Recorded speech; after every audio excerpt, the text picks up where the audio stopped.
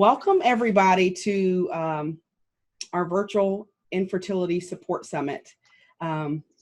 Originally, this event was actually supposed to be a physical event, and then with COVID-19 happening, my event was scheduled for April 18th, and the original agenda, we had like some medical professionals on there, like a reproductive endocrinologist, a genetic counselor to talk about like the causes of miscarriage.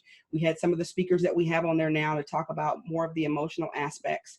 And so we decided, of course, we were forced to really to postpone that event.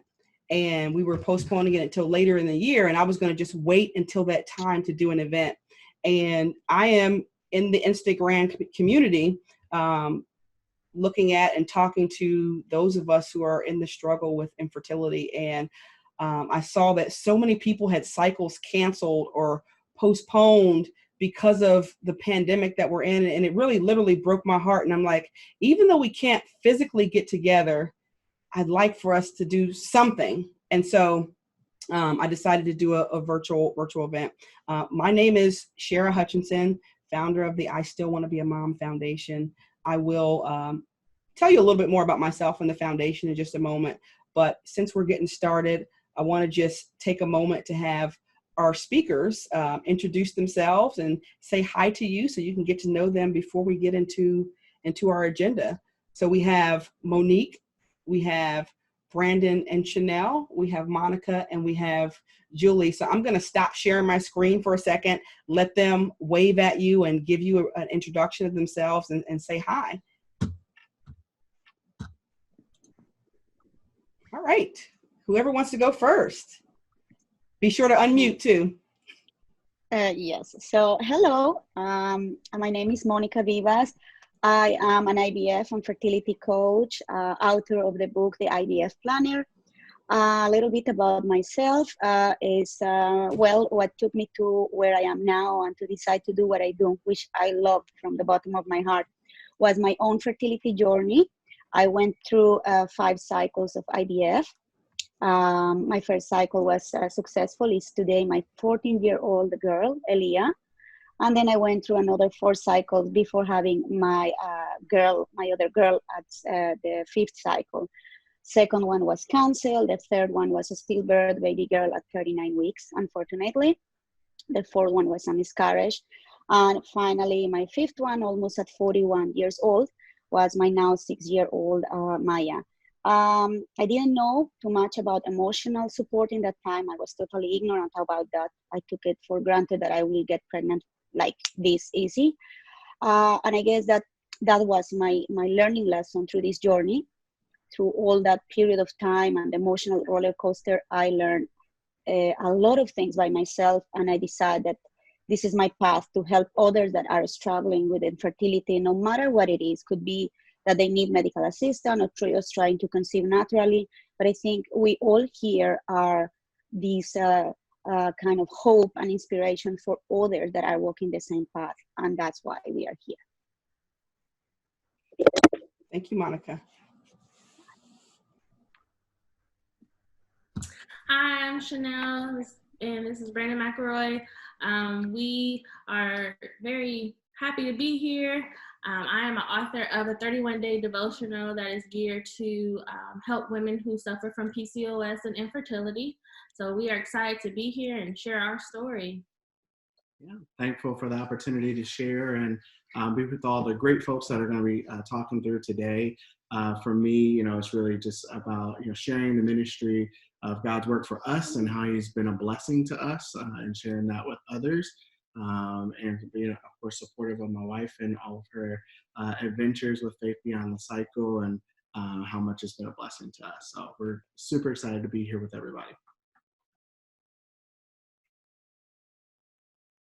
Well, my name is Monique Farook, and I am host of Infertility and Me podcast. I launched the podcast in November of 2019, so it's been a little bit, just about 6 months, but I went through 4 years of infertility with my husband before we conceived our son in August of 2016, and then I gave birth prematurely at 24 weeks, 4 days in January of 2017. And I began the podcast as a way to give back, and because I know I needed this type of support, 3.5 years ago when I was going through it, and also before that time frame, before these types of technologies were available to us through social media, and I was that silent sufferer. So that's why I created the podcast. That is why I'm here today, to speak to the silent sufferer and to be of support to anyone that I can in any capacity that I can, no matter where they are and no matter of race, color, or creed.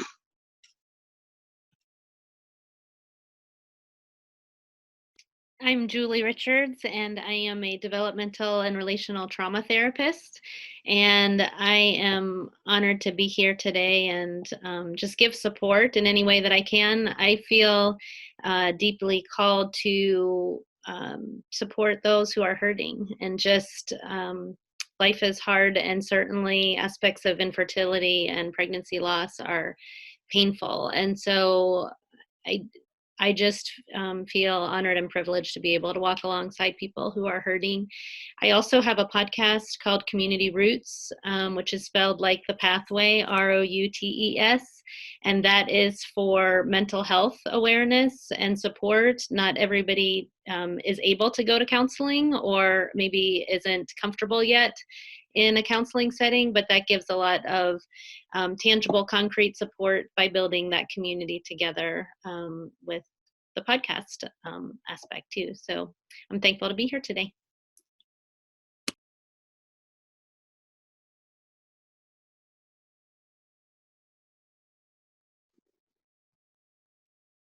Shara, you on mute.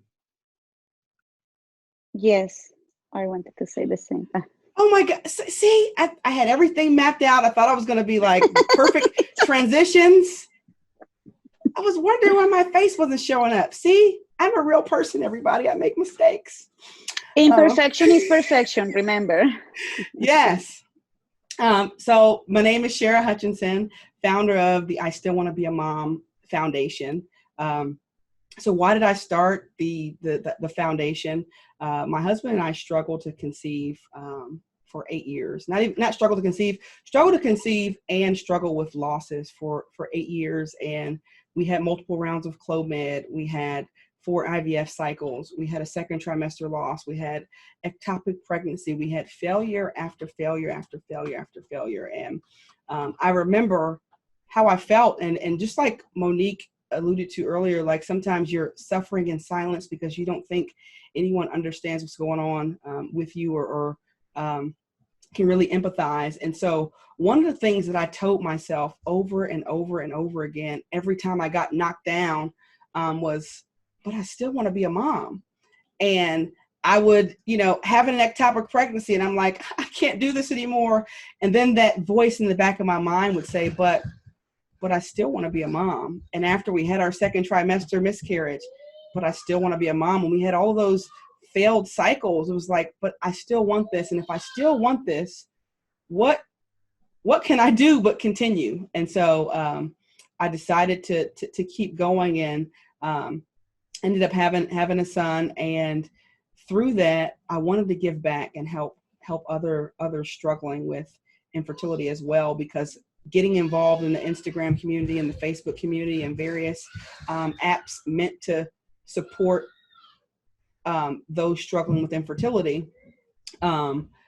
When doing that, I realized that there were other people who felt the same way, who felt like I still want to be a mom. And so I wanted to be there for them for that. So with that being said, I'm going to navigate again my screen. And I'm telling you that just in case I make a mistake, we're going to go through our agenda. We'll have a little, conversation today. And I just want to say I am super, super excited. I'm looking forward to meeting some new faces, because we are a family. Sometimes the one thing that brings people together is the same struggle. One of the things, just sidebar about everything going on with this global pandemic, I've seen so much unity amongst people, and it's just been so refreshing. People haven't been talking about race or talking about all these things. It's like, hey, guess what? COVID-19 can get anybody, right? Like, it can affect any community, no matter the economic status, no matter your social status, no matter your race, no matter whatever. And so people have been coming together, and guess what? Infertility is the same way. Infertility does not discriminate. It affects a lot of us, any of us, no matter how our life is. And so I'm going to move this over here and hopefully share my screen. Bear with me. As you saw, I barely could take myself off mute, so I'm definitely not perfect. All right, so there we go. Think I'm doing good. Can you see my screen? Thumbs up? Thumbs up. Awesome. So we went through this portion already. We talked about the foundation and why I started it, so I don't need to go through this slide. I kind of went through, why we wanted to do this, to strengthen, support, and encourage those struggling with infertility. And now I want to go through the agenda. So we're already in the midst of, okay, I got 4 minutes to go through this, okay? Let me stick to my time so I can be honest on here and not be making mistakes like that. So we're in the midst of introductions and openings. We'll have a panel with Monique, and she'll be moderating with Monica and Julie. And then after that, we'll give an opportunity to ask questions. So if you have questions for Monica, Julie, or Monique during that time, when that time frame opens, you can either put the questions in the chat, or if you want to verbally ask them on the camera, that's fine too, because this meeting is being recorded, and you can use the hand raise feature in Zoom if you see that. And if not, you can just chat like, hey, I want to ask the question, then you can unmute yourself at that time. Then we'll do a raffle. Then we'll have the second panel, which we will do, I'll actually moderate, and I'll be talking to Chanelle and Brandyn and talking to them about how they got through their wait. If I didn't mention it already, the theme for this event is while you wait, because in the midst of all this stuff, we are, you're waiting for something. And then when your cycle gets delayed or there's uncertainty in the world, you have no idea how long you may have to wait. And that can cause anxiety. It can cause all kind of different emotions. And so we wanted to address that and to give you some tools that'll help you navigate the wait. And so moderating with Chanelle and Brandyn. And then after that, there'll be a space open. If somebody could mute, if you're not muted already, thank you. And after that, we will give space and time for you to ask questions to Brandyn and Chanelle, and then I'll do another raffle, and then I'll do some closing remarks. I have about 6 statements that I just want to share with everybody, and then we'll do our final raffle, and then we'll do our closing. Here's the raffle prizes. So for the first 2 raffles, whoever will have 3 winners. The first raffle winner will get the Faith Beyond the Cycle devotional, the IVF planner, the I Still Want to Be a Mom, a pineapple jewelry set, a $50 Amazon gift card, and then I Still Want to Be a Mom face cover. And then for the last raffle at the end will be the same 3 books, an elephant jewelry set, a 1 in 8 I'm an Elephant face cover, and then a $200 Visa gift card. So hopefully you're on during those raffles, because I'm going to ask that the individual, when your name is generated, to shoot me a private message just to say, hey, that's me, so I can acknowledge you're here, and then jot that down so I can log you down as the winner. So now that you've got to know us, those of us who are going to be speaking, I know we probably don't have time to go around the room and have everybody introduce themselves, but I just want you to take a quick poll. I have a poll that's going to pop up here in a second. Hopefully I do this right. And when you see the poll pop up, just take a moment to answer the questions. It's just 2 questions. The first question is, did you have your fertility treatments canceled or postponed due to COVID-19? Just trying to get an idea of who's out there. And then the second question is, how long have you been trying? And while you're doing that, I just want to tell you a quick little story here. So throughout everything that I've been through in my infertility journey, I realized that I liken myself to to an elephant, and I liken everybody else that are just dealing with infertility to an elephant, and that's why I have the elephant face cover that says 1 in 8. Don't know if you heard the story of the dog and the elephant before, but I'll tell it really, really quickly. There's a dog and an elephant. They both get pregnant at the same time. 3 months later, the dog has 6 puppies. 3 months after that, the dog has another 6 puppies. And this cycle continued for about 18 months, to the point where the dog went back to the elephant and said, hey, I thought you were having a baby. I thought you were pregnant. We got pregnant at the same time. And yet I've had multiple puppies and they are growing up and you still don't have your child yet. And the elephant looked at the dog and said, I understand, but I'm delivering an elephant and not a puppy. What I'm carrying is significant. What I'm carrying has weight. When my baby hits the ground, the earth shatters and humans stand in amazement. So what I am carrying is worth me waiting for. And I liken myself to the elephant, because just as this elephant had to wait and watch the dog go through multiple births and watch the dog have more puppies and then come back and ask the elephant, hey, when are you going to have a baby? Those are some of the same things that I had to go through in my journey, and that you're probably still going through. But I just want to encourage you that while you wait, just know that what you're waiting for is significant. What you're waiting for is worth it, and you will get through this. Look at the poll results before I hand it over to Monique, just to get a feel for who's out there. So, wow. So 33% of the people on here have had fertility treatments canceled or postponed due to COVID-19. I want to say, so sorry for that. I'm really hoping and praying this will be over soon so that you can get your miracle baby. And so what you're waiting for, as I mentioned, is significant. And it looks like the majority of the people on here, 38% have been trying 3 to 6 years, some 1 to 3 years, and 15% over 6 years. And as I mentioned earlier, it took my husband and I 8 years, and there were definitely times we wanted to give up. And I'm so glad. And I don't even want to use the word give up, because sometimes you do need to take a break or stop for your own mental well-being and your own mental health. What I mean is not giving up on yourself. And when you still want something, somehow you find the fortitude to continue to press on. And so I just want to leave you with that before I hand it over to Monique. I'm going to end the poll here.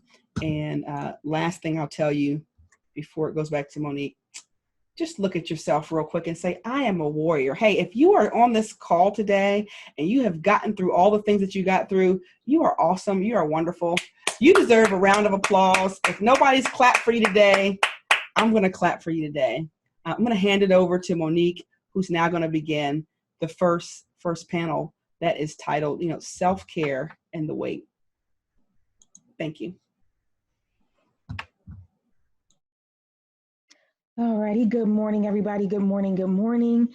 I'm so excited to be here with all of you guys, and just being of support and just being available and create. And I'm thank Shara for creating this space for us to hold space for one another, whether we are completed our journeys or whether we're still in the midst. And so we're going to get right into the first panel, which is self-care and the wait, and that will be the focus.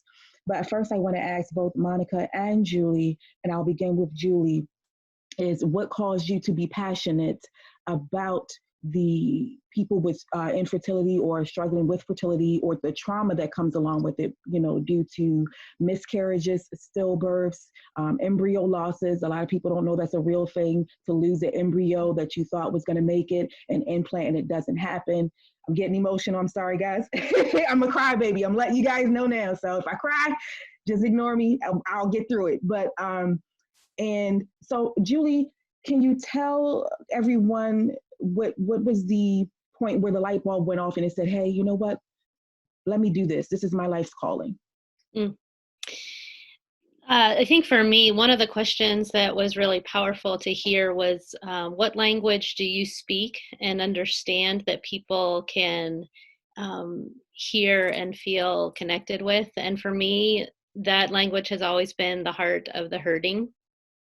And in my own fertility journey, my husband and I lost our first baby to miscarriage, and I readily identify with the fears and overwhelm and pain and confusion of all of that, the uncertainty of all of that. And I've been honored to be able to sit with different clients as well as friends and others who have walked various levels of infertility or pregnancy loss or places of pain on that journey. So I feel very drawn to sit with those in that space and hold space with them.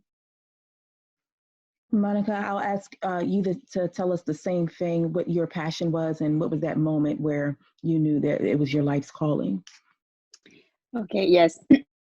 Thank you again. I'm very honored to be here with all of you. I'm so happy to see of the people that is joining. For me, definitely was my own experience with infertility. As I mentioned in the beginning, you know, I took for granted kind of like I'm gonna get pregnant right away. I come from a family, especially from my mom's side, that they were 18 kids from the same mom and dad, 9 girls, 9 boys. And in my family, everybody was getting pregnant basically with the blow of a kiss. So for me, it was like, oh, I'm gonna get pregnant right away. So when we found out with my husband that I have endometriosis and my both tubes were blocked, and my only choice was IVF. So it was very frustrating. I didn't know anything about it. And even though, you know, that cycle was successful, I had to go through another 3 cycles, you know, the one that canceled, my stillbirth, baby girl, a miscarriage. And until my 5th cycle is when I realized that there, like Shara says, there is a lot of people suffering from this. I thought I was the only one. You feel so lonely when you are going through something like this. I thought I was defective. My body was not what I was expected. You feel I felt embarrassed. I felt like I put myself so low in my self-esteem, and I thought I was the only one in the world suffering from that. So in that moment, when especially after the stillbirth and the miscarriage, I said to myself, there has to be more people suffering. You know, I always saw it during the previous cycles, but I was so much into pain. Like Julie says, pain sometimes blind you and don't let you see that you can do more. So I said, that's it. I'm going to take it differently, and I'm going to find out the way to help others that are suffering the same way. I didn't have that support, so I want to be that voice. And I just start to search more, to go through my own things, inspired to write my book, and identify that there is others. And like Shara says in the beginning, that we are a family and we must support each other. Thank you so much, ladies, for your stories behind getting into the work and supporting others. And I want to move on to question about the COVID. And it's an oversaturated topic right now. You know, we're in the midst of a pandemic, but I do want to give space and to find out what you guys believe people can do right now for themselves emotionally. Because with infertility struggles and loss and the struggles of loss, you already have so many anxieties. You're feeling depressed. You're feeling all of these things. And I'll ask this question to Monica, what do you feel like they can do today to I guess, ease those anxieties and those feelings of uncertainty, because you're already in the wait for infertility and having to go through treatments and such. And so what practical things can they do right now in this moment to better navigate their situation or better navigate their emotional state and not being able to, you know, we just don't know when we'll get back to business as usual. Okay, Monique, yes, you know, first of all, like you said, just by being in a fertility treatment is right there is a stress, because you know you need to wait, and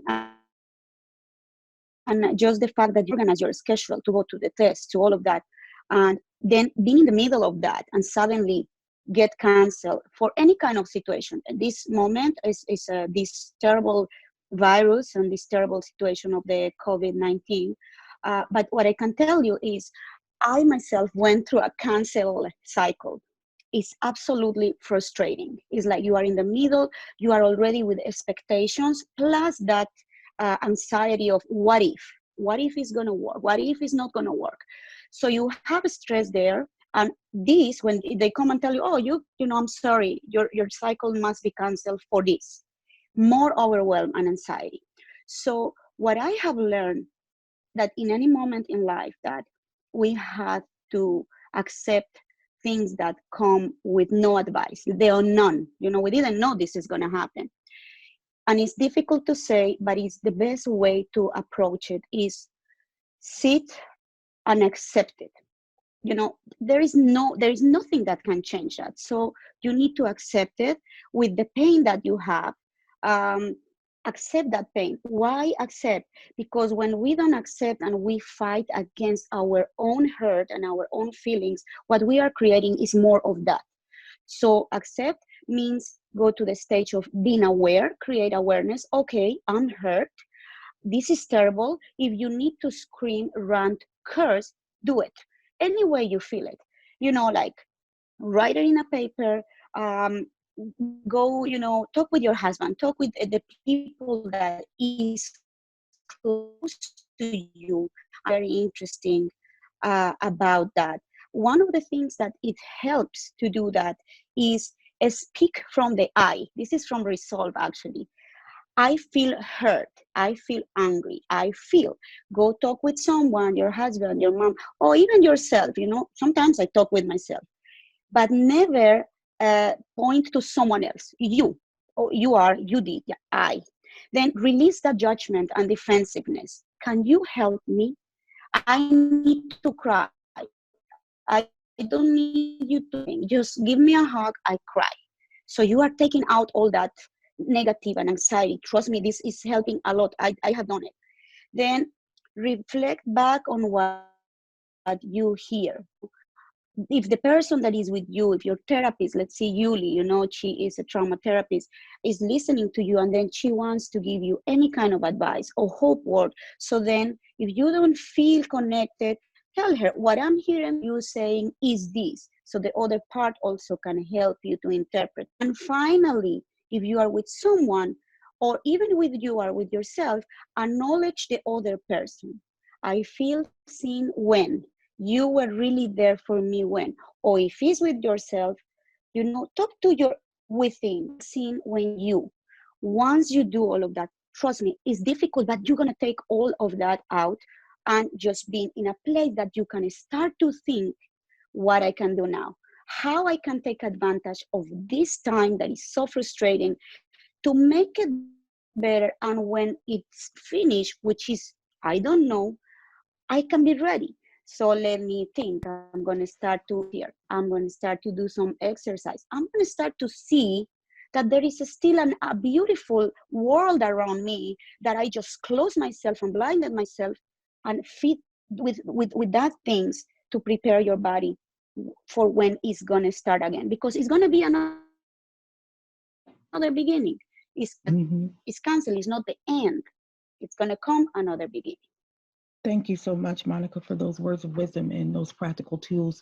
Julie, I want to ask you, for those who are feeling depressed, and which also comes with feelings of isolation, which is even more exaggerated right now with COVID and cancer cycles, what practical advice would you give someone dealing with depression that may not have access or the means to be able to use a resource like yourself and or Monica, and they need ways of coping while they're home? I think definitely one of the misnomers of social distancing is that as if we can't be with people, that will hinder us from being able to have support. And what we really need is physical distancing, but not social distancing. So finding ways to connect. And it is, I first want to just validate how hard it is to really connect behind screens and at a distance from people. And at the same time, there is a very genuine heart that can be felt by seeing someone's face, by hearing the tone of their voice, from being able to be out in nature. I think we're really fortunate that this time of year is bursting forth with new life and spring and blossoms and green and blue sky and sunshine, and taking in, walks in our neighborhood where we can connect with, if we're a person of faith, with God or nature or our neighbors, even if it's just waving to them at by the street when we're walking by, or we're seeing other people with dogs, or in my neighborhood, we have deer and we have ducks. And I faithfully greet them, actually, and I talk to them, and I look at the trees that are bursting forth with beauty and blooms. And so being able to take some of that in, I've heard one of the greatest grounding techniques that we have is look at the sky.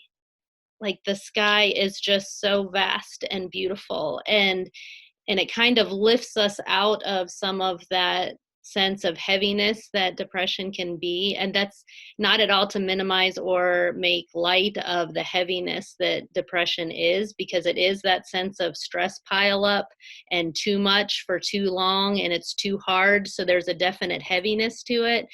But there's something that happens for us somatically when we lift our head and we look up and we change that posture a little bit, because that posture is a sense of trust and like it's going to be okay.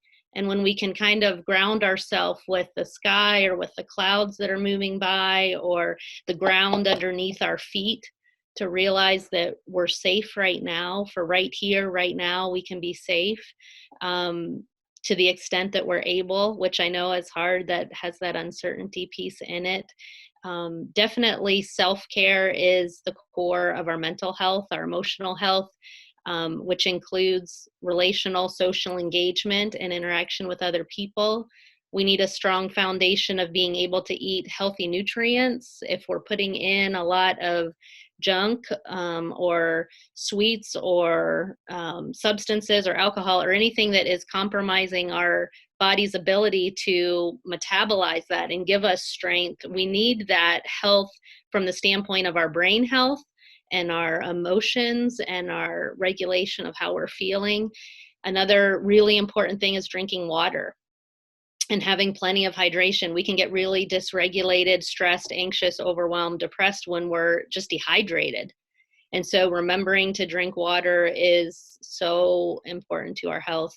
And then the last thing I'll just mention for this moment is podcasts are great. You have a podcast yourself, and I do as well, like for mental health.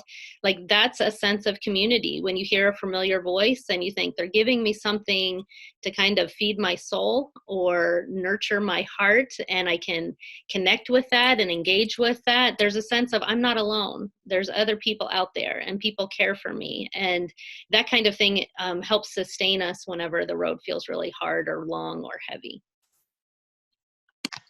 Great. Awesome. Thank you so much, Julie. And I wanted to ask you guys, both of you guys, you've answered some of the questions that I already had, but so I'll move on to something that's even more important and just as important as everything else that we've talked about, and that's still seeing pregnancy announcements during this time. There may not be as many as there were when we first began with COVID, and whether it's with, acquaintances or family members. But as the months go on and we go deeper into summer, and for those who are not struggling with fertility the way that we do, how are we going to be able to handle seeing those announcements, especially on Facebook, where it's more of a deeper connection? Usually when we Facebook friend someone, or it's usually family, or it's usually friends or acquaintances from work and such like that. So how can we handle seeing those announcements in the coming months? Because I believe that there will be some more announcements coming up, or that people are holding on to it or something like that. And even in the infertility community, I've seen some pregnancy announcements on Instagram recently. And so how can we navigate that and protect ourselves and our mental well-being when seeing those announcements? Monica, you can go first, I guess. Yeah. Okay, so you know what? This kind of apply to the story that Shara said in the beginning. I really never heard it. with the elephant and the dog. Known about that story when I was trying to conceive. I would probably take it in a different way when I was hearing pregnancy announcements or have seen friends of mine, because it happens to me. Always, when you are struggling with something the most, it's always coming for some reason. Someone that, oh, I'm pregnant, or I used to come crying, But definitely what that story that Shara told us in the beginning teach us that. So don't forget that, you're going to get it. You're going to have your baby. And another thing is, it's very normal. We are humans. So we have that feelings. I will say that feeling when we are struggling to have a baby and we see someone or see pregnancy announcements, we feel a kind of inside ourselves. So because it's normal, we are struggling, we are eating. So people, some couples, they are both eating healthy. They are eliminating from their house all the products that could affect fertility. They became more vegan, or they're doing everything, that could help them. And nothing happened, and suddenly the cousin, the family, or like you said, in Facebook, everybody's pregnant. It's like chasing you. So another thing is, if you are in social media and you have that announcements from people that is from your family or something, I decide in that time to turn off the commentaries, or the that little things that pop up. Turn it off, because you need also to accept that you are feeling some kind of jealousy, of resentment. So you don't want to increase that. It's affecting you. So turn off that comments. And when by any casualty you are walking, or you find someone in the street that is your friend, and suddenly comes up that I'm pregnant, it's okay, like, okay, congratulations. And if you feel that, go back home. If you need, like I said in the beginning, if you need to cry, if you need to take it out, take it out. It's very good whenever you feel any kind of hurt, pain, for whatever reason, we must take it out. I never said, oh no, go think positive, switch the thought. Yes, you can switch thoughts, but before switching thoughts, I will say empty from all that negativity that you have. Identify it, empty it. Empty it is, like I said before, rant, curse, write it, burn the paper, and leave the space of what you just throw in the garbage, that negative, to fill it up with positive things.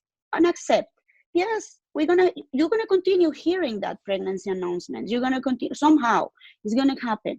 Focus on yourself and self-care, and empty that negativity, and put your thoughts self-care. And look around, because I don't know if it's right to say, but the way I see it is, that horses that have hair all over here and they only look in the front. Okay, so what happened to us when we go through fertility journeys, through these, is we focus so much on baby, that we forget even sometimes about our partner, that he's going through it too. He's there too, and we don't see it. We forget about the beautiful things that we still have. We forget about memories that make us laugh. So yes, focus, but also remove from the subconscious mind the memories, the things that made you laugh in the past. Try to bring that. This is something that I learned from Dr. Bruce Lipton and epigenetics. And when we start to feed our mind with these, things start to fall into place in the same.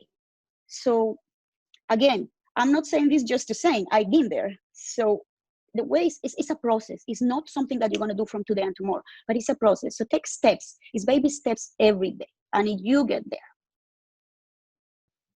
Thank you so much, ladies. If there's anything else you wanted to add to that, Julie, I'll give you the floor now.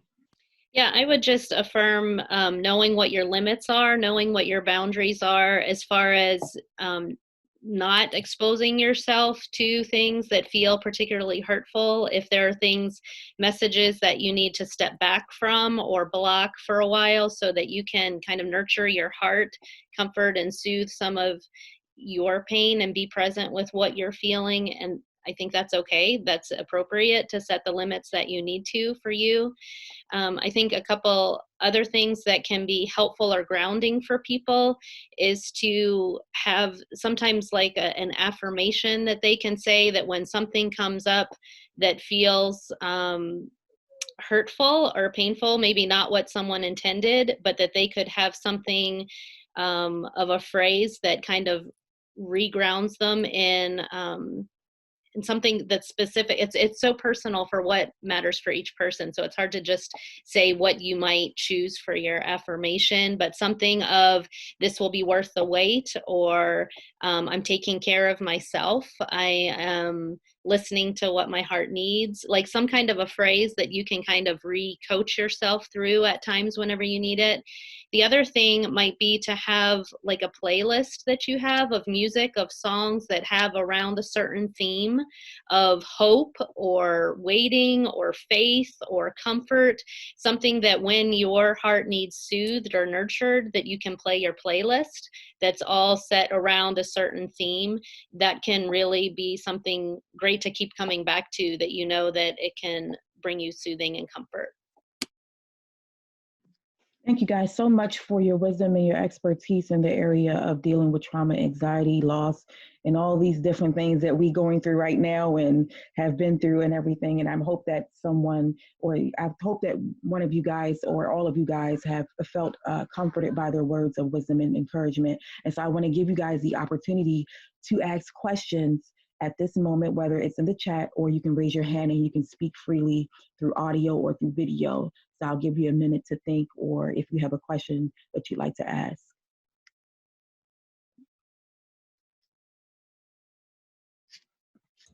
While we're waiting to see if anybody has questions, I'll just throw something out there while people may be typing questions or whatever. I don't know if they are, but along the lines of self-care, for me, I'm a person of like hope, and I always want to look forward.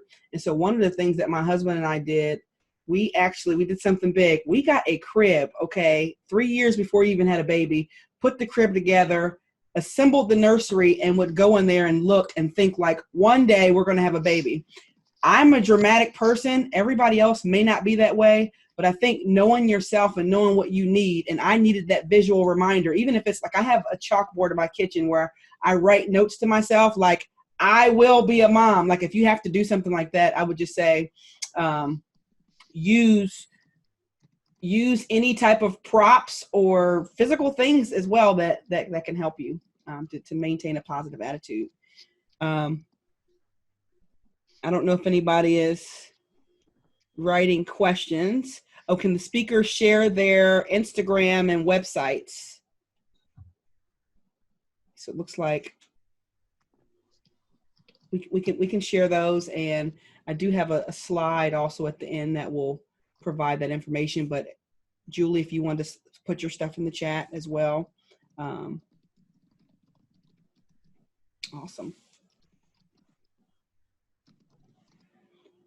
Any questions besides asking for the Instagram stuff? Like even if you don't want to show your face or verbally say anything, this is a good time. And we have a licensed counselor, infertility coach. If there's, put it in the chat. Like if there's something, there's one.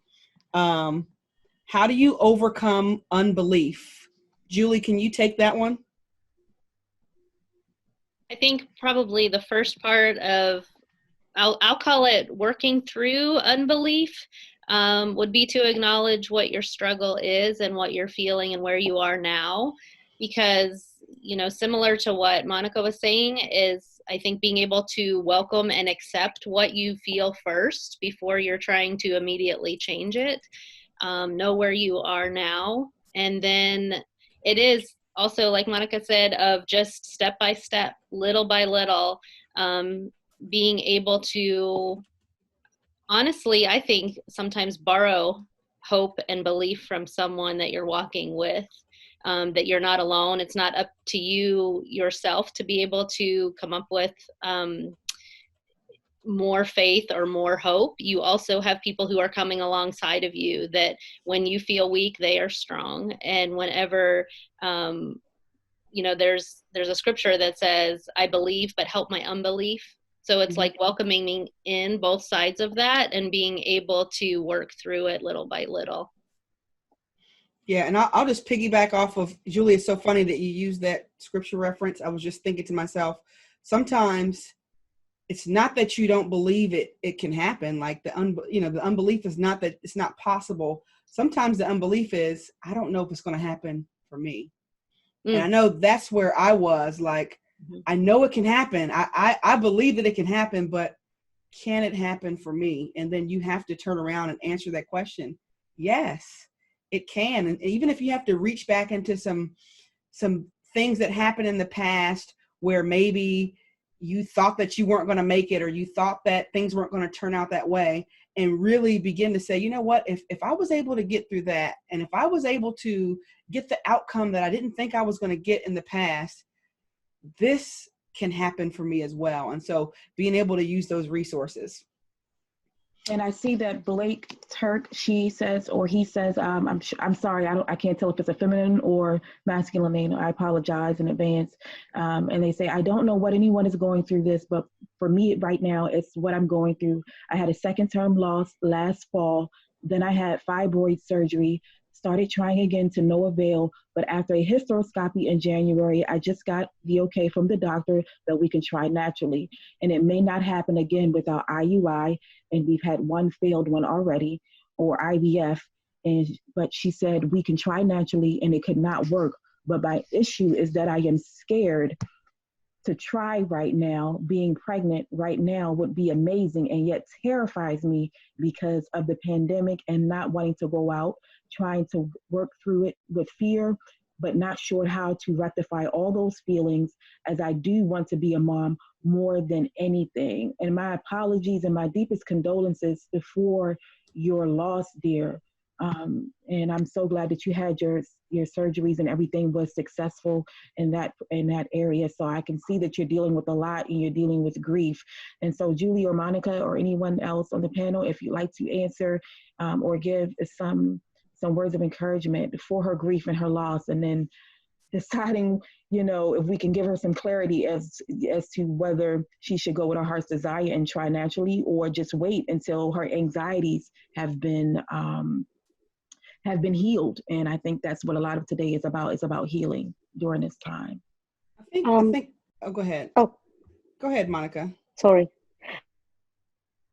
Well, what I would tell the person is that we don't know when this is going to finish. If your doctor, if it all went through and they are telling you that it's okay to try, naturally, I suggest because it says, we don't know each person in which state they are, but we are here to help and to give our advice. As I said, we don't know this is going to finish, and in the world have been happening situations like we are now in previous years, centuries ago. It will definitely, if it will be me, I will definitely try. If I have that chance of trying to get pregnant naturally, I will definitely try. I know that there is a lot of anxiety and fear, but sometimes to confront our fears is like to face them. Face our fears sometimes help us to also going through the next step. When we face a fear, it's like, we feel more strong. The strength comes there. Oh, I face it, so let's see what happened. That will be my advice. But also, hear your own inner voice. What your inner voice is telling you. With all the anxiety, with all the fear that you have, what you within think and feel that should be the right thing to do. That's the best answer. Follow your heart. Follow your inner voice. And that's what is going to give you that answer. Yeah, and I'll just say, because I identify with you on the second trimester loss, by the time you're in the second trimester, the baby is fully developed, and you get a chance to see the head, the hands, the feet, the arms. You hear the heartbeat by that point, and I'm sorry, I'm getting a little emotional just because I connected Blake with your question. But for me, that was probably one of the most difficult losses that I had, because I had made it to the so-called safe zone, and I had no idea that was going to happen. And when I lost the baby in the second trimester at about 4 months pregnant, it took me to the lowest of low, like where I felt like the wind was knocked out of me, and I didn't know if I could make it. I didn't know if I could keep going. And as I mentioned earlier, the one thing that was in my mind was, but I still want to be a mom. And so I looked at myself in the future and I said, okay, if down the line, years from now, if I don't do this, am I going to regret it? And for me, the answer was yes. And so I had to make a tough decision. So like Monica mentioned, it is definitely a personal decision, but I would encourage you to not look at the now, but to look at, okay, a year from now, 5 years from now, when I'm 80, whenever, will I regret not trying? Because guess what? The baby's safe inside your incubator, inside your belly. So if you get pregnant now, wonderful. And so there is always going to be something that could cause you to be, fearful and anxious to wait. And if we allow those things to keep us from moving forward, there's always going to be a new obstacle. And that's just my little piece. Shara, if I could add on to that really quick. Blake and those that may be listening, one of the things that's really, really important is share with your significant other. Don't just think about these things alone. A lot of times we as men don't know what you're thinking. We see the visual signs, but it's really, really important to let us know verbally, hey, here's what's going on in my head. What are you thinking? Where are your thoughts? Because a lot of times we can't guess it. As a man, I will tell you, we think straight ahead, right? And we're looking at, what's in front of us and trying to resolve some of those other things or the physical need, but we don't always see that emotional side that you need. So please share that and don't suffer through that alone. There was one more question from Mirka. And thank you so much for being here, Mirka. And she says, hi, everyone. What about different beliefs between partners? If I want the baby more than my husband, and sometimes I feel that I push him too much. I can take that one too, because my husband's on the line. And so there in the beginning, I was all in and he was not. Yeah. And I was mad. I'm not mad at you anymore, Todd. You're out there listening. But when we first got married, I wanted to have a baby. And we had that conversation before we got married, and we agreed that we both wanted one child. And then he turned around and said, I don't know if I want any children. And I'm like, wait a minute. After I said I do, you can't switch up like that on me. And so then we waited, we didn't really wait a couple years. He was trying to have me take birth control. And I will admit, he knows this now, but like I would take the birth control, then I would stop. I would take it because I was thinking to myself, hey, if it happens, it happens, and he will be fine. He's already, locked this in, and he's not going anywhere. That's what I was thinking at the time. But you want to make sure you're kind of on the same page. And so then, when I had my surgery to have my ectopic, I think that's maybe when we had the ectopic pregnancy. We got pregnant naturally, unexpectedly, and when we lost that baby, I think for him, it was a turning point.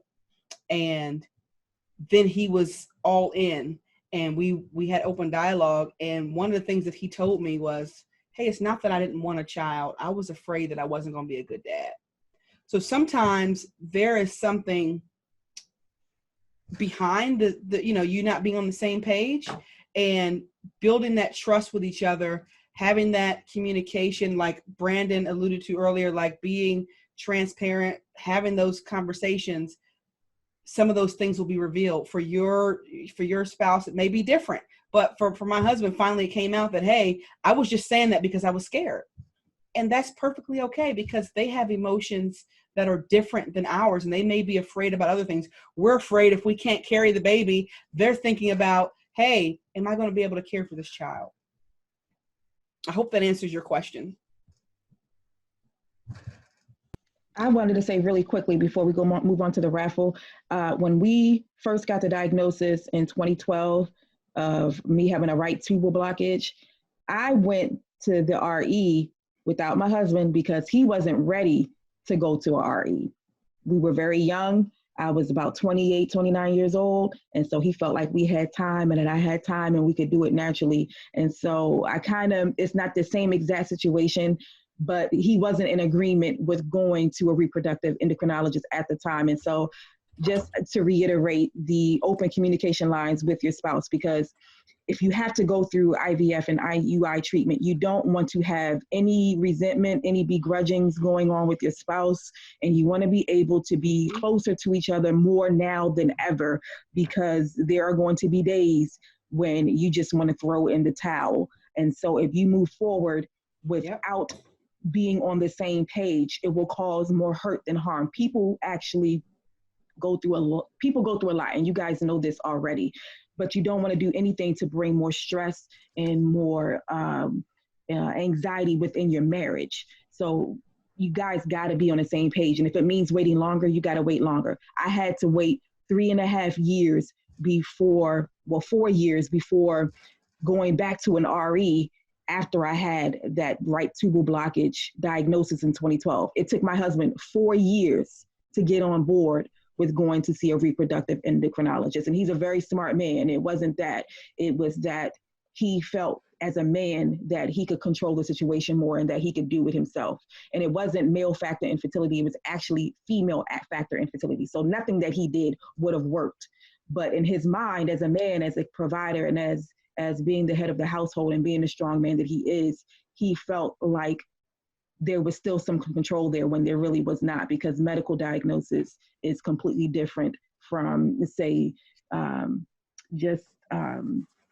basically it's just, he thought he still had control, and so I had to wait 4 years. So do everything you can. Don't make the mistake of me trying to push my husband into going to see a doctor. Do everything that you can just to focus on being on the same page and allowing him that space to be able to come to terms with whatever is going on, whether it's medically and or emotionally. And when you come into infertility, it's very hard for a man to deal with the fact that he needs help to get his wife pregnant. It's very difficult. So you want to be on the same page, and you don't want to have any begrudgings going into treatments or any other phase of getting pregnant naturally, if that's the case too. All right. So time for our next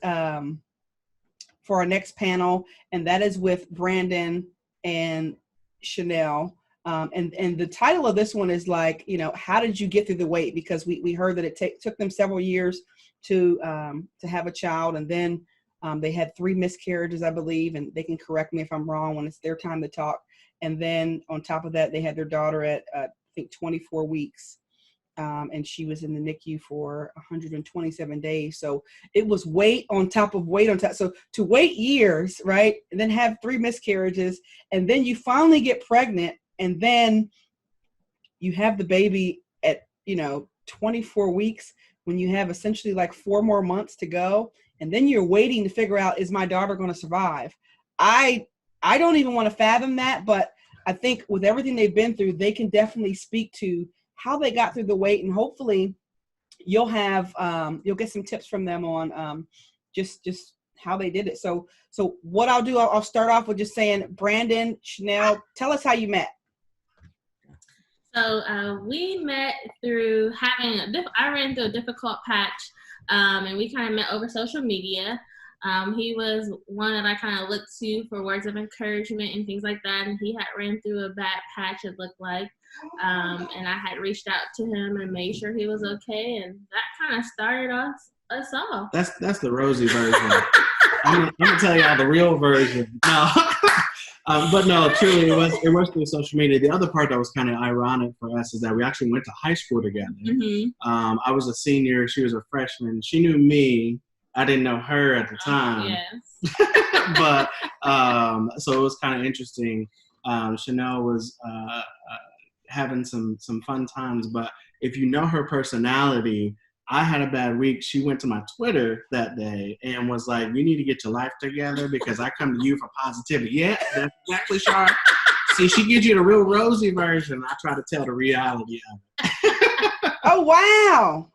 So she got you together, and she was watching you since high school. Yeah, pretty much. Well, not all the way. It's just high school. But we didn't know. She didn't know me.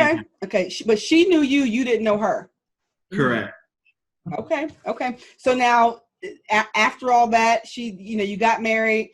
Did you both know you wanted to have children when you first got married? Was that a discussion that you had, or did you know yep, we want to have a baby or babies or? Yeah, that was definitely the discussion. We gone through premarital counseling. We talked about children and wanting to have 4 children. He comes from a family that's big. My family's not as big as his. So coming from 2 different sides of families, obviously blending that, we definitely wanted children. We didn't want children right off the bat. We wanted to enjoy being newlyweds and trying to live together, try to adapt to that as well, moving in after the wedding. So, but yeah, we definitely wanted children, and that was something we talked about. Awesome. So while you were trying to conceive, once you got past that point where you were waiting and you realized all right, we're ready to try, did you have family members, friends, and different people asking you, hey, when are you guys going to have children?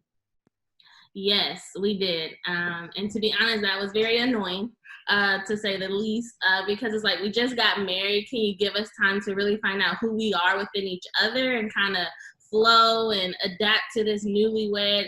And then let's bring on the children. It's right when you get married, parents, cousins, aunts was okay, well, give us grandbabies. It's well, we just got married. So, but yes, that was something that definitely happened. One of the things that was a little different for us is my job. About 6 months into our marriage, my job asked me to move to New Mexico. We're from Ohio originally. And so, it's August or so of just being married, same year of being married. And they're saying, hey, we'd like you to move. So that was another piece that was added onto it. So we're this not necessarily the time, but we also weren't trying not to have a child at that time as well. So now when the time came for you to try to have a child and try to conceive, and you realized that it wasn't happening, did you go to the doctor and get an official infertility diagnosis? So before we got married, I always kind of had this feeling that I had PCOS, but I never was diagnosed because, with PCOS, there is no textbook classical case in a sense. So I actually had to have a cyst removed before our wedding while we were engaged. And we were told at that time, if you want to have children, you guys better hurry up after you get married. But I never was officially diagnosed with PCOS. So we didn't have really trouble conceiving after getting married in April. We found out that we were pregnant in December. That's our first loss before moving to New Mexico. Yeah. A week before, week and a half before. Wow. Yeah. So then you moved to New Mexico, right? And I know just from talking to you earlier, you said you've had three miscarriages. So did the second one take place when you were in New Mexico? Mm-hmm. Yes. Yeah. So the second one came about, I'd say 8 months or so into being in New Mexico. And it was pretty trying. I mean, it was tough to move to a new state. We're learning new people. We're, adjusting. Thankfully, both of us were able to transfer with our jobs, but even still, you don't have the support system of a family. Most of our families is here in Ohio, and we left everyone, right? We don't have any real support out there. So that second one came along, and it was pretty difficult. We didn't really talk about the first one that much because we didn't have that much opportunity or that much time to do so, which really impacted us once we got to the second one. It was difficult. Yeah. Now, after having 2 miscarriages, how did you feel to get, to really not initially have difficulty getting pregnant, to get pregnant, rather quickly with both of those, and then to lose the babies? How did that feel? It was heartbreaking. It took a toll on me mentally, physically, and spiritually. There was some suicidal ideation that took place after my second one, because after having the miscarriages, I went back to work the next day. I literally swept the miscarriages underneath the rug. I didn't want to deal with it. We were preparing to move to New Mexico. And then at the second time of having a miscarriage, still didn't have family, still didn't have that connection. And so that definitely came back and fought against me with sweeping underneath the rug, because to be honest, I didn't know how to deal with it. How do you deal with a loss? Because I didn't think that we were going to have a miscarriage. I was healthy. I was young. I had no infertility diagnosis at that time from a medical standpoint. And so I really didn't understand how to deal with that, or even the process or the start of trying to begin that. And so after the second miscarriage, you say you kind of swept it under the rug. You end up having some suicidal thoughts, and you were able to get through that. And then you got pregnant again a third time, and mind you, you're still waiting to conceive, because at this point you are having that anticipation for a baby each pregnancy. And you get pregnant again, and you lose the third baby. How did you handle that? And Brandon, can you answer this one first? I just want to know, like, from the male perspective too, how did you feel when your wife was going through all that, and how did you navigate through these losses? That's a great question, and kind of relates back to what I was stating a little earlier. It was difficult from a man's perspective.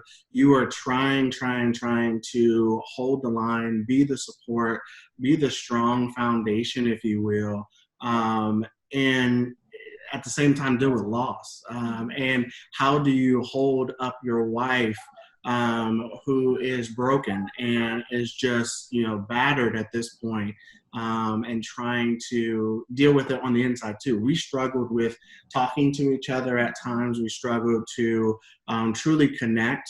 There were periods where, we weren't sure we were going to make it as a couple. And it wasn't because either of us truly didn't want to be together. It was just the lack of ability to, how do we talk through this, right? Like, how do we actually open up?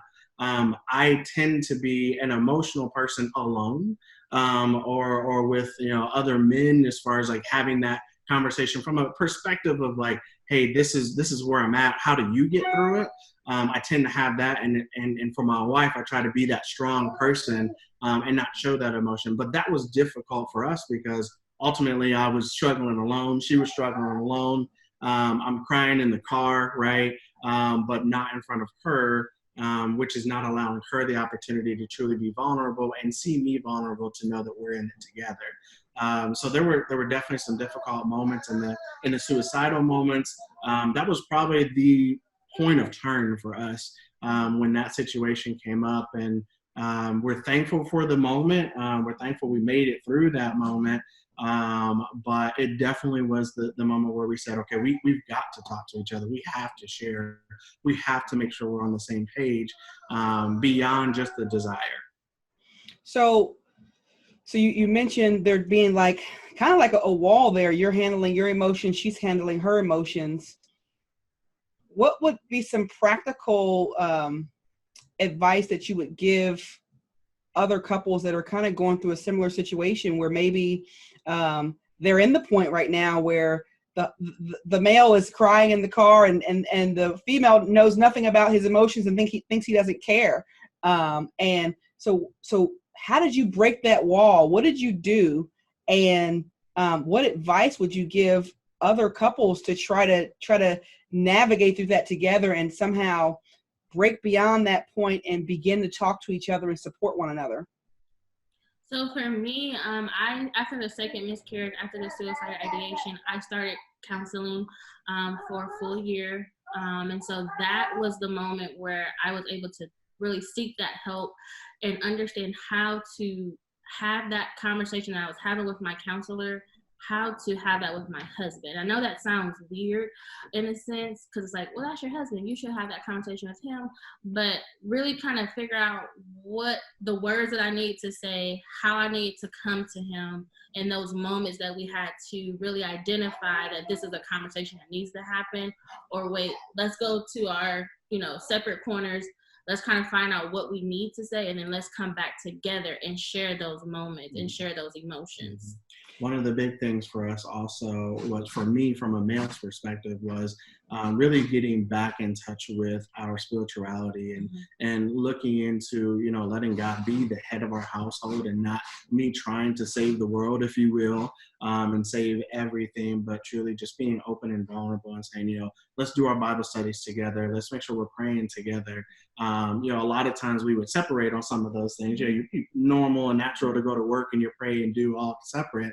But, you know, we really sat down, we started to do our Bible studies together and really come to a central point as a couple in communication and talking to each other. For the men out there that may be on this message with us, the main thing I would say is be vulnerable with your spouse, be vulnerable with your partner, because if you're not, you feel as if you're trying to save something, but she doesn't know where you're at, and nor are you really truly communicating with her in the way that allows that shared burden of loss. Good answer. I want to circle back to something just because I don't fully understand. I want to make sure I grasp it. So maybe others that are listening may not either. What is suicidal ideation? I know like what suicidal, you know, like attempts are, but is ideation just like the thoughts of just sitting there wondering or not really wanting to live? Like, can you explain that for me just so that I understand? Yeah, definitely. So it was actually the thoughts, because I was not spiritually where I need to be. The enemy had definitely came in and took over my mind. He, you know, told me that I wasn't going to be a mother. My husband was going to leave me because I couldn't give him children. That I wasn't a mom, I wasn't a woman, and then I was basically like, end it all, because you're not going to be these things. And so I was in my bathroom with a bottle of 500 milligram Tylenol. I had basically took it out and put it before me, and I was ready to end it all. And so that's where that turning point that my husband's talked about was where we know, okay, at this point, there has to be something. One, we had to get back to where we were spiritually, and then two, I had to go talk to someone because we, you know, there was just things that I had to get out. And then once I was able to get that out, I was able to communicate that to my husband. Yeah, I'm glad that you were able to talk to a counselor and get back to where you needed to get to spiritually, because sometimes it can be a taboo subject to actually go talk to somebody. And I remember after my second trimester miscarriage, I'm not somebody that typically will go talk to anybody or go to a counselor. I would always feel like I can handle it. But when I had that loss, it actually took me back to just thinking, I didn't have any suicidal thoughts, but it took me all the way back to childhood. And I thought, why is everything so hard for me? Ever since I was a little baby, and I was just enumerating thing after thing after thing, and I felt like there's no hope. And I knew at that point I needed to talk to somebody. And that was the first time I voluntarily went like, I need somebody to talk to. I need to get, you know, a rational person who can help me sort through these thoughts. And so I'm so glad that you were able to talk to someone and be able to share that with us. Now, in talking about the wall and talking about being able to communicate with each other and not being connected and at one point feeling like, I don't even know if this is going to work. I'm going to get just a little bit personal just because why not? And it's just real. How did you maintain or rekindle intimacy during that time? Because I remember when my husband and I were trying and it was difficult. I'll be honest, there were times during intimacy I would literally start crying.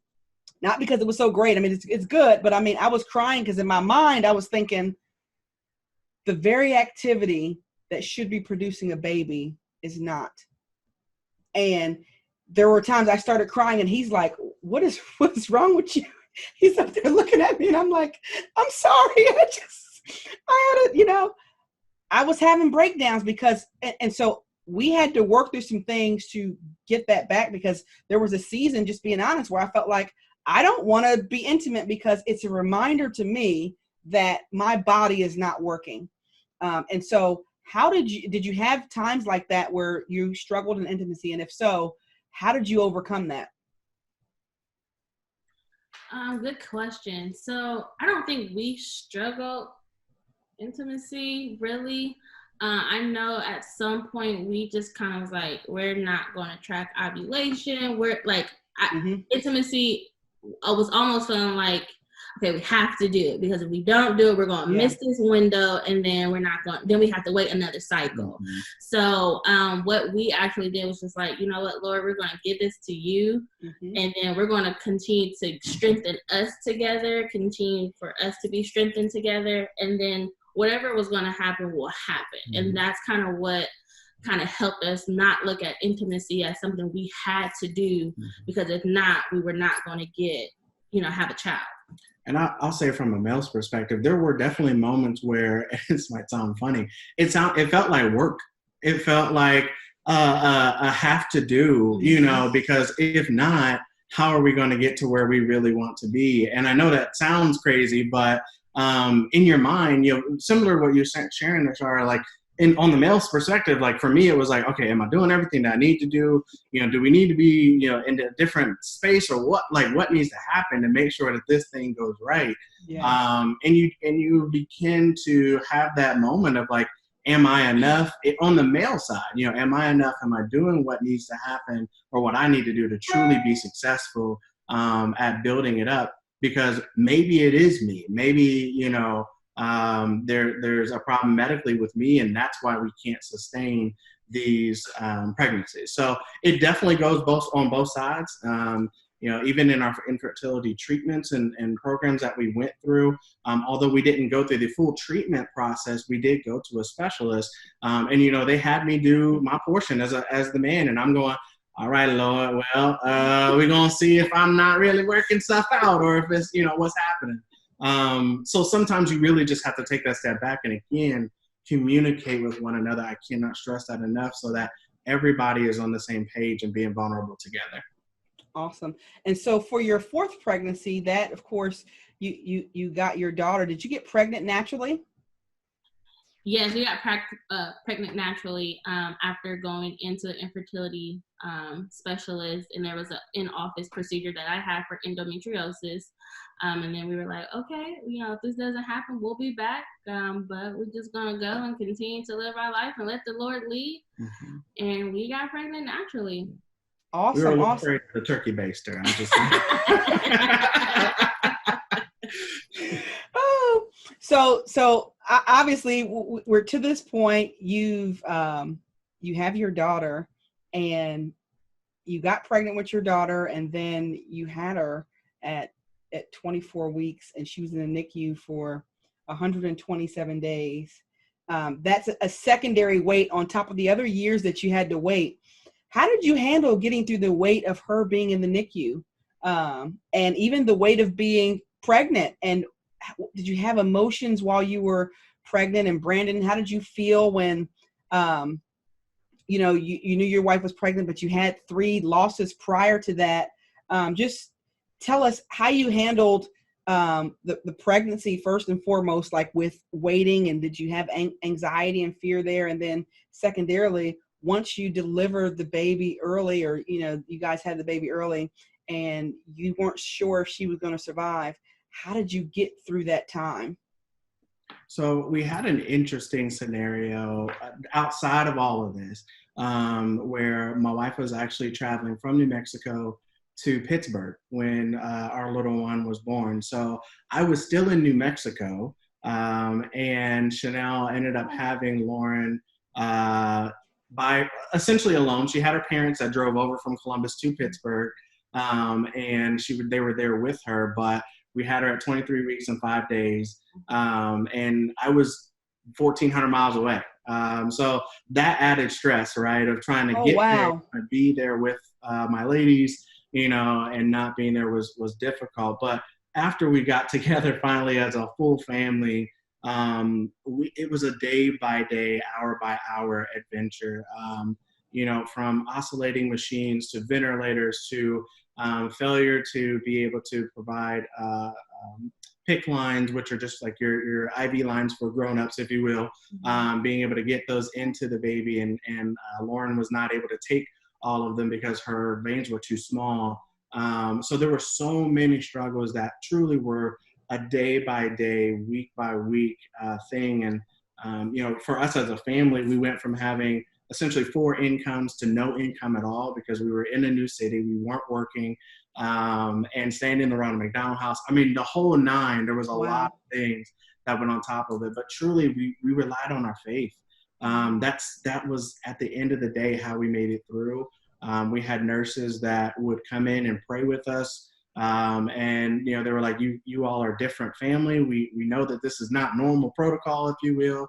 But if you'll allow us to pray with you, we want to. And advocating every day. And my wife is a medical professional. I am not. So they were speaking Chinese to me when I'm sitting in there, and they're like, yeah, you got to know this, and that. I'm like, I don't know what you're talking about. But my wife is here on the phone. Can you talk to her real quick? But it was definitely difficult. But from a male's perspective, and I don't want to take too much time from my wife, but from a male's perspective, it was the moment that I felt like I could be Superman, if that makes sense. It was the moment that I was allowed to truly say, I'm here to protect my wife. I'm here to protect my daughter. And no matter how long this is going to take, we've waited 4 years for this moment. And there's no way that I'm going to step out or walk away or not be here when there's a moment to be here. We were shooed out of the NICU plenty of times. And like, go home, get rest. I'm like, no, that we've waited too long for this moment. I will be here with my daughter and my wife. Yeah, and while we were, when we had received the great news that we were pregnant and everything was looking great, we heard the first heartbeat, and we were followed by the infertility specialist for, weekly, and we moved on to, that second trimester, which I thought was in, I'm in the green zone now, I'm good, but obviously you hear of other stories and you still worry, and then, trying to relocate. The Lord, and just kind of right how I wrote my devotional, the Lord told me July of 2018 that if I wrote the devotional, he would bless my womb. And so I was obedient in that. And in that, we conceived Lauren in October of 2018, and so it was definitely difficult. It was not easy going to the infertility specialist. I literally held my birth until I heard her heartbeat on a weekly basis because I was scared. I had, loss from the prior years, and so I didn't know if she was going to make it. And then you fast forward to getting to preparing to go into OR for an emergency C-section, and you're like, wait, how did we get here? But the Holy Spirit reminded me that he was going to take care of me, even though I had to be, in a new city, in a new state, and having my child in the NICU.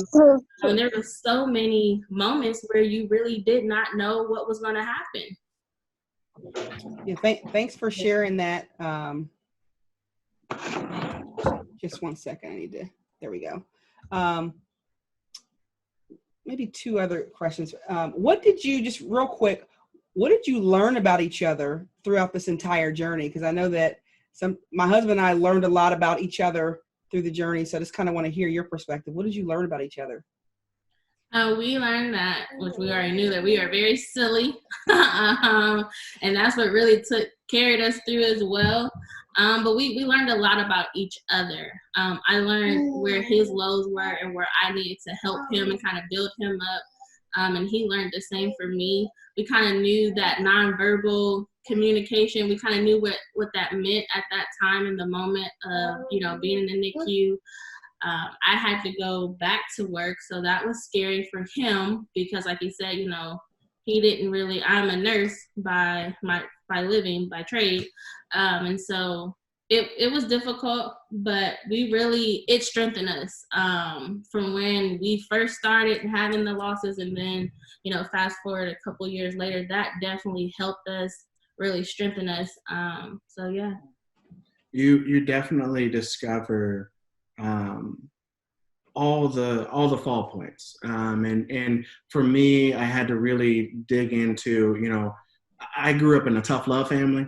And a lot of times, I would provide that to my wife, but that wasn't appropriate for her. And it wasn't something that she needed. It wasn't something that was helpful. And in my mind, I'm saying like, no, I'm telling you to like, just get it over with. Let's move forward.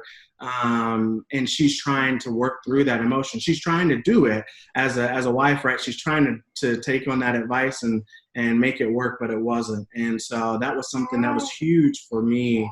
And learning that, sometimes you got to step back. Men, we're so used to being like out on a football field or a basketball court and everybody's hollering at each other like, just get through it. You got to cram, just run on, keep on going, take some Gatorade and keep going.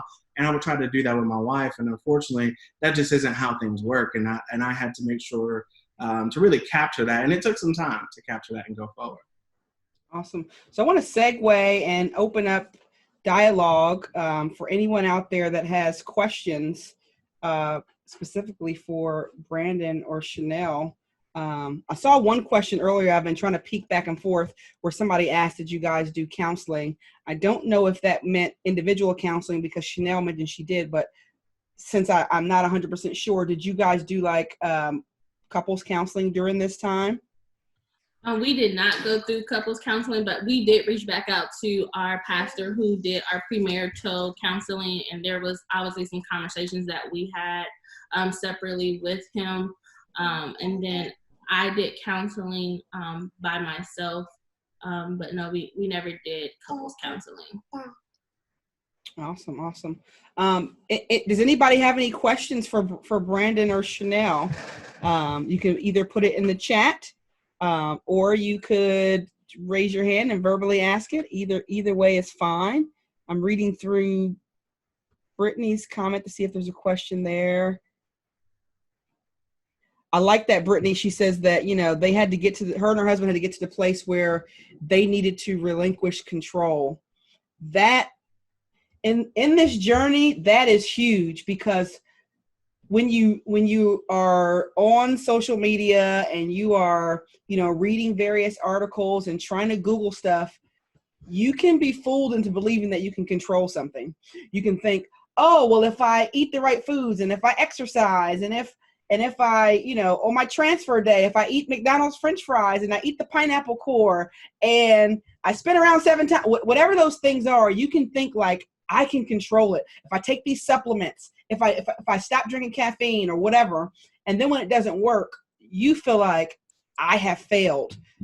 And you realize at the end of I had to get to that place too, like where I felt like I am not in control. Although I want to be, I am not in control. So Brittany, that if I could highlight that statement in the chat, I would, because that, if you don't walk away with anything else today, walk away with the fact that you are not in control. You cannot make it happen. And when you realize that, you don't blame yourself and you're not as hard on yourself. And so I wanted to throw that out there. See if there's any questions. Sure, I was just going to add on to that as you're looking through. Mm-hmm. We ended up with a motto throughout this time as in his time. And any time that there was a moment of struggle or someone's really down and not feeling complete within themselves or as a unit, we reminded each other, in his time, it's not in our time, it's in his. And when that moment comes, it will be there and it will be great. And that's really been a thing that's traveled along for us. And even now, as we're looking to try for number 2, it's a reminder of, again, it is in his time and we have to keep and hold fast to that. So just selfishly for me, because I think Todd's still on here. I think we won another one. we haven't talked about it in a while, but I don't have any tubes at all. So in order for us to have another child, I would need to go through we do have some frozen embryos. So I would have to go through a frozen embryo transfer. So even working my mind up to get through that whole process physically and then financially, because it's that's a whole nother story as well. How do you foresee like pushing through the anxiety and the thoughts of your past losses, and then even the experience with your pregnancy with Lauren and having her early? Is that impacting your decision or thoughts about having another child? So for us, just being as spiritually, to me, I felt like if he did it before, he'll do it again for us. And so definitely you have that flesh side that you're thinking, but what if? So you have those what if moments.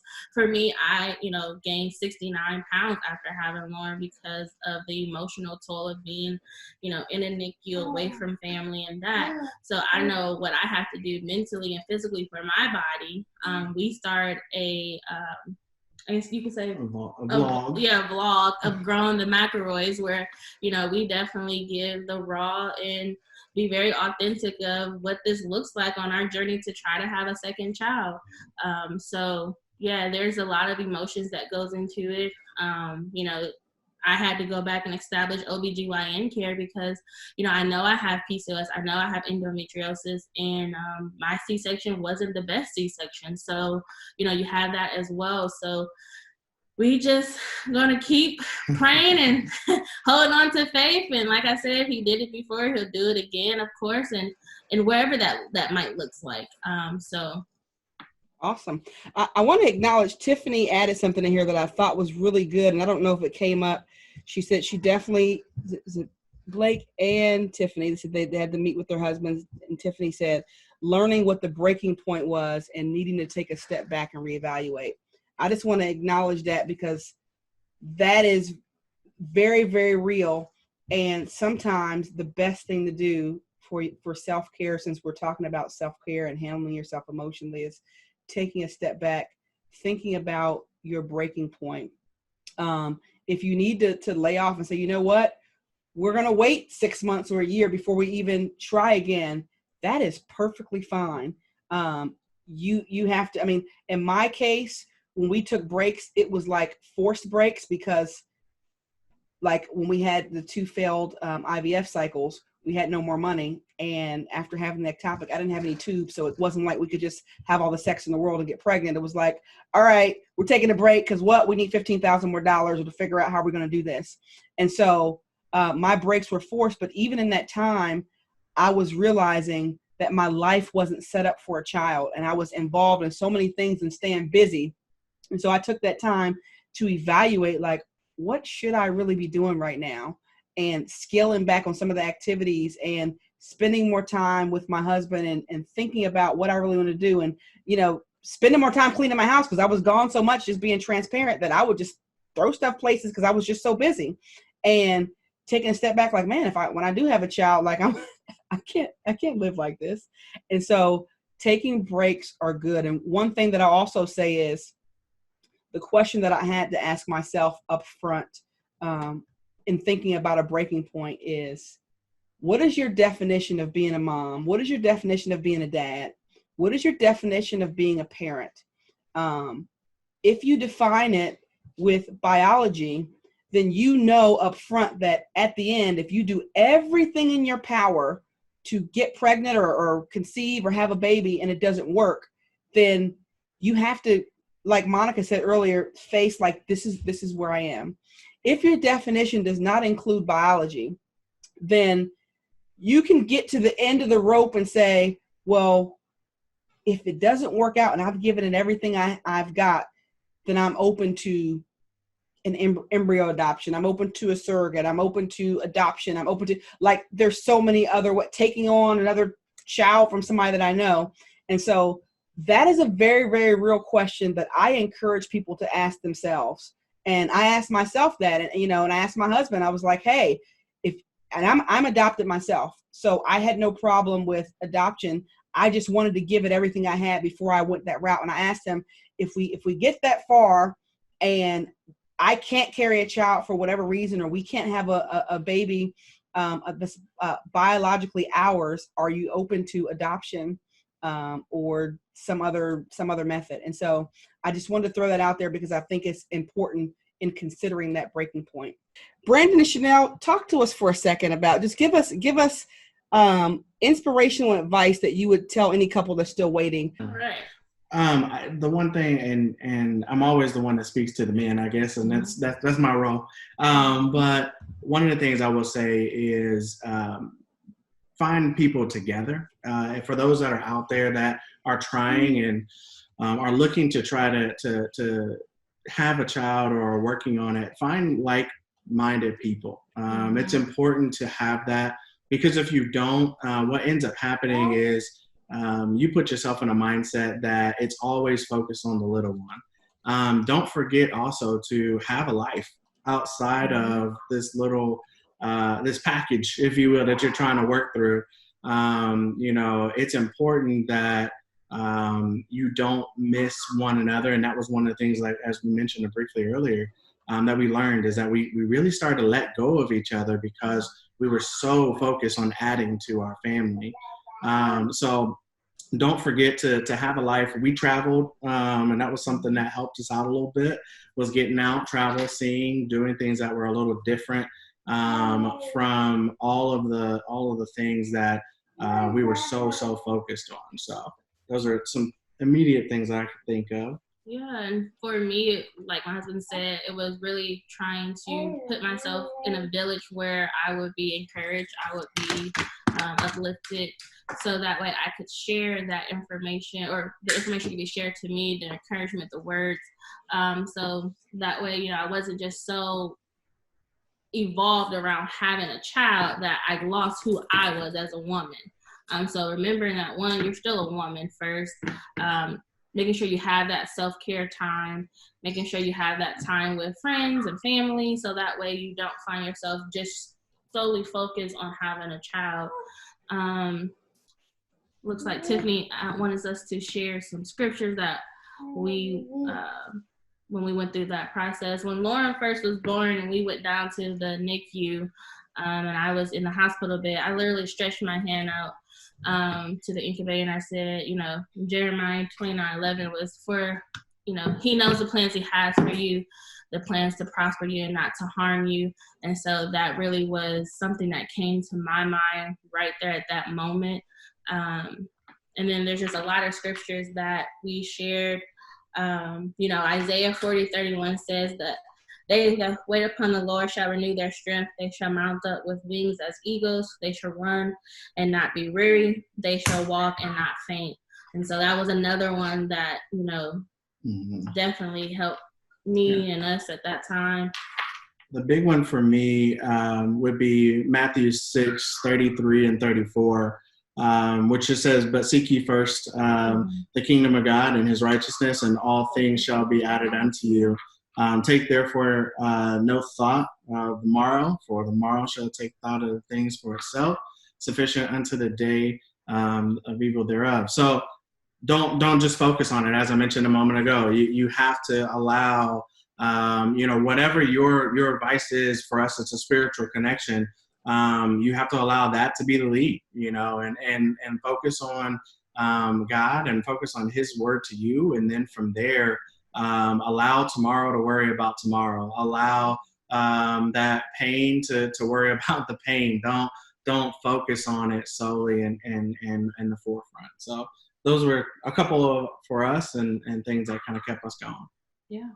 Awesome. Thank you. So we just got a couple minutes here. I don't really have much to say in closing. I wanted to share just 6 things with you to remember on the way out, because I gave the story of the elephant. And although I am not a zoologist or anything like that, I looked up some interesting facts about elephants and kind of correlated it to dealing with infertility. And how about my iPad died in the midst of all this? I had 16%, but I have my phone right here. That's why I have other devices. So just a moment while I pull that up.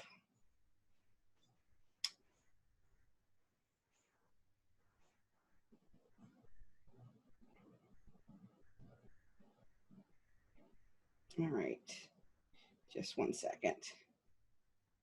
Can't believe that happened. There we go. All right, so just six things I wanted to share that correlate to elephants. The first thing is, and I'm reading these because I wrote them down a few days ago. Elephants are the largest land mammals on Earth. And what I got from that is, even though infertility is a big problem, we must realize that we can't allow it to be bigger than our own life. If we don't realize this, we will allow it to take over every aspect of our life. And I think Monica mentioned that earlier. So just as elephants are big, you know, the situation may seem big, but don't let it be big to the point where you don't enjoy the moment or enjoy your partner or enjoy your kids if you have kids already, or enjoy your life, or just tear you down and you look up and years have passed and you don't even remember the last time that you did something nice for yourself or had fun. Second thing about elephants that I learned, interesting fun fact, is elephants have the longest gestation period of all the mammals at almost 2 years. And so from that, I got, you know, recognize that just because it hasn't happened for you yet, it doesn't mean that it's not going to happen. One of my favorite quotes is, it's not a matter of if it will happen. It's a matter of when and how. And if you know that it will happen, it doesn't matter that the period that it takes you to get pregnant is longer than somebody else's. And so being able to shape your mind, like you may not be like all the other animals. You may be an elephant and it may take you a little bit longer, and that's okay. The third thing that I learned about elephants is elephants are emotionally intelligent. They have been observed to have good problem-solving skills and the ability to demonstrate empathy, mourning, and even self-awareness. And what I got from this is in this journey dealing with infertility, it's definitely an emotional roller coaster. So it's important to be self-aware, to understand where you're at emotionally, what you need to do. And then one of the things that I like is, you know, they can demonstrate empathy. And even though it's difficult, sometimes helping somebody else out while you're struggling makes you feel a lot better. There's been times where I've been crying and I've seen somebody post something and it broke my heart, and I wrote something nice to them, like, it's going to be okay. And as I was writing to them, I was telling myself the same thing. And so elephants are empathetic, they're problem solvers, and they're self-aware. The fourth thing is elephant tusks are used for defense, offense, and digging and lifting objects. And what I got from that as it pertains to infertility is sometimes, oh my goodness, my camera fell. Sometimes things happen that you aren't prepared for, right? And you got to go with the flow anyway, because why not? You said you coming to the rescue? Now your sound is there. And sometimes you need your spouse to help you, right? See, this is a lesson in itself. Live. Todd to the rescue. We appreciate you, brother. Thank you, Todd. Yeah. Now you get to see all the craziness behind me. Oh my gosh. Now you know my background's fake. But you know what? Sometimes we build our lives, right? And we tell people we're okay. We have a fake background behind us. And it looks to everybody else like things are okay. And then the curtain comes down. And people see us for who we really are, and we have to be okay with that too, right? Because now you have no idea that I had a green screen behind me. I got 17 books on the side, all of that. But life is real. Things happen.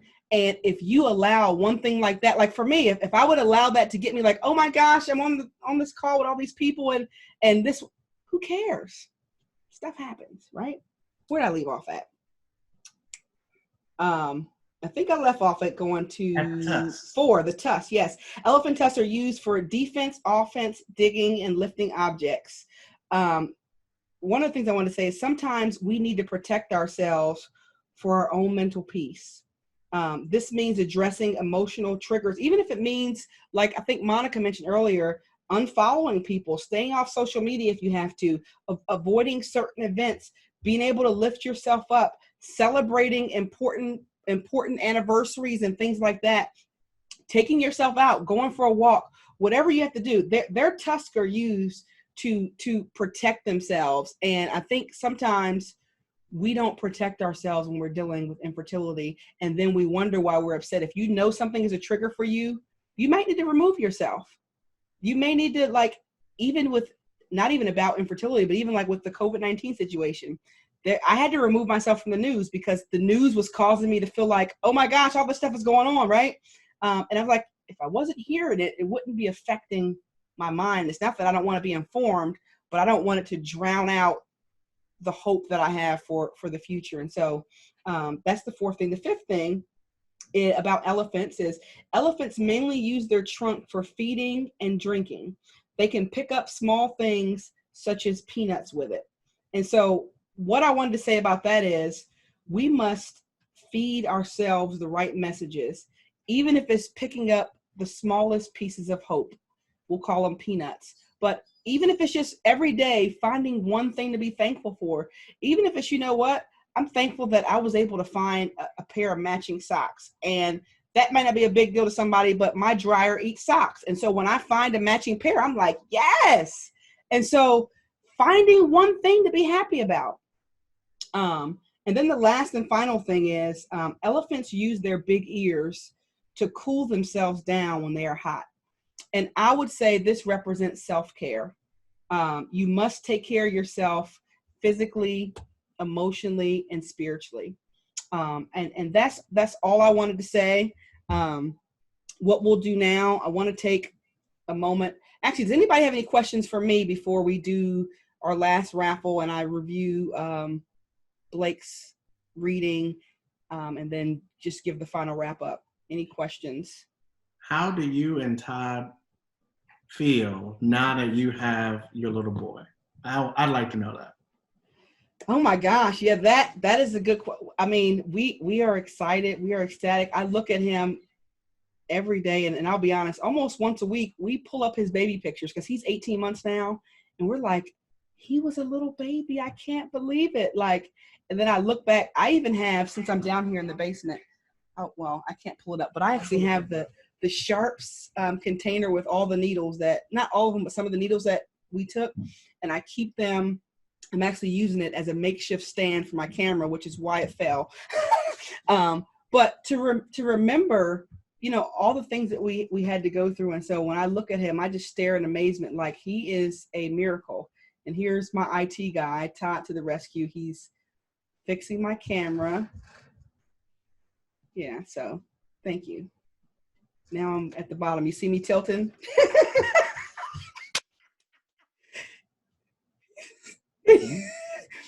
There you go. Do you want to answer, Todd? How do you feel now we have TJ? He's going to answer. Is he running up there by himself? He's by himself. Hey guys, I'm up there watching our little man. Let me see him talking. Where your microphone's over there? That's good. Yeah. Okay. Yeah, when we had little TJ, I mean, it literally melted my heart, and I just felt, you know, it was like running a marathon, and then finally crossing that finish line and looking at our little baby boy laying on my wife's chest, and it was all worth it. You know, out of all of the cycles we had been through and the challenges and the new discoveries of us trying to find out who we were in that process and discovering the new things and that we were capable of doing. You know, I had to become a nurse, you know, and prick my wife with huge needles and give her progesterone, Lupron, and all these shots in the belly every morning and evening. And I mean, when we looked at our shots little baby boy, yeah. Not like that. It was talking about the needles now. Talking about the needles. Oh my goodness. The needles. I had to clarify. It was totally all worth it. And I mean, really, it was this a relief. It felt like a weight was lifted when we were holding our son and we were looking at him in just amazement and all. I really, words can't describe how we felt. But each and every day we look at him, we're reminded, you know, that it was all worth it. And then lastly, let me just share the information with anybody who wanted like contact information for those who were speaking in their podcast information.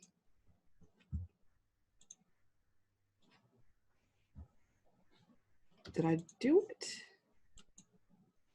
Okay, let me close that down. There we go. So Monique, her Infertility and Me podcast, here's her website. If you're interested in being a guest on her podcast, just go to her website, and I think she has a method of contact there for her.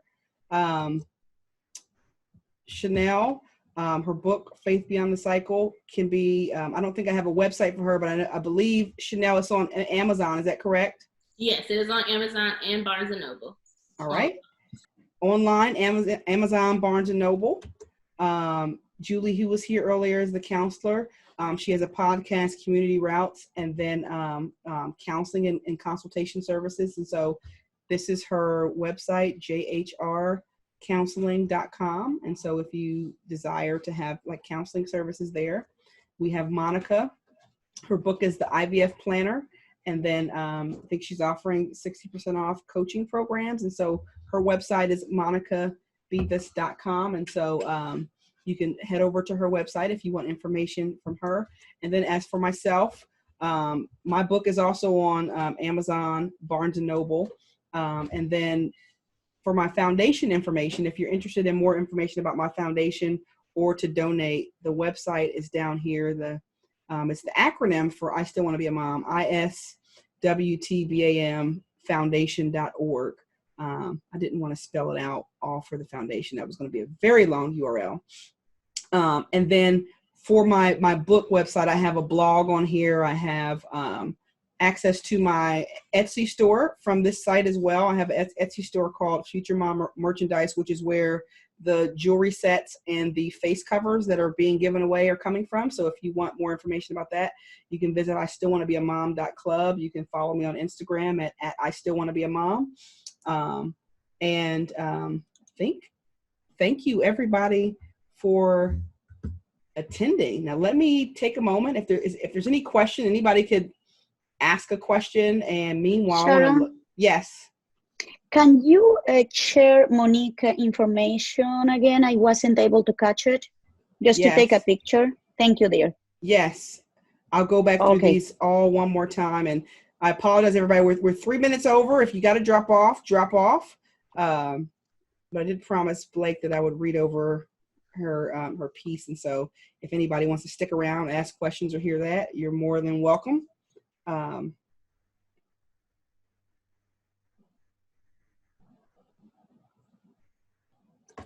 don't want to go by that one too fast.